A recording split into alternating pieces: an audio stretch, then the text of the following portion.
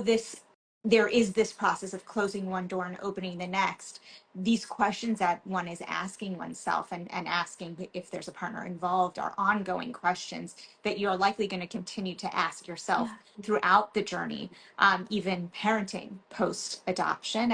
And you started touching on that a little, and I don't know if you want to explore or elaborate a little bit more on that piece of what you were starting to hit on On of the on the parenting piece. yeah of the emotions that may come up Yeah. and the experience and the trauma there, Yeah.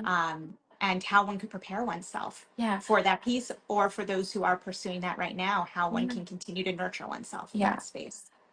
I think making sure that you are in adoption competent spaces is very important. There are plenty of folks who want to talk about adoption and have no, professional or personal experience in adoption.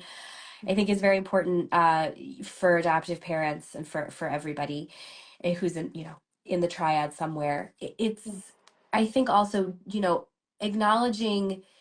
I think sometimes, especially when you're coming from a place of infertility, there's a worry that you will be second best as the parent, and there can be this real feeling of vulnerability if Mhm. you are raising an adoptee and they have questions or they have desires around their birth parents or their biological family, and Right.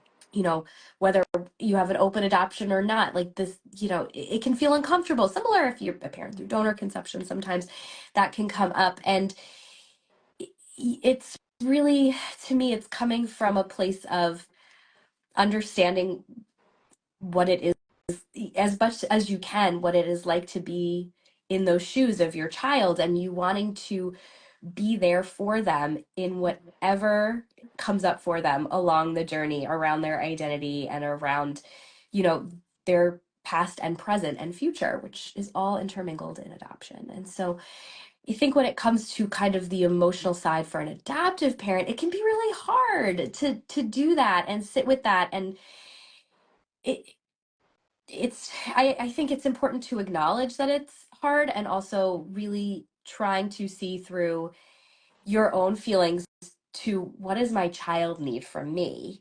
And I'm going to sort through my feelings with my team and my professionals and my support people, and I'm my child's support person. I'm going to make sure I'm doing what they need to sort through whatever they're thinking about and whatever they're feeling. And that can be really hard, especially if you have a history of infertility. It can feel really hard.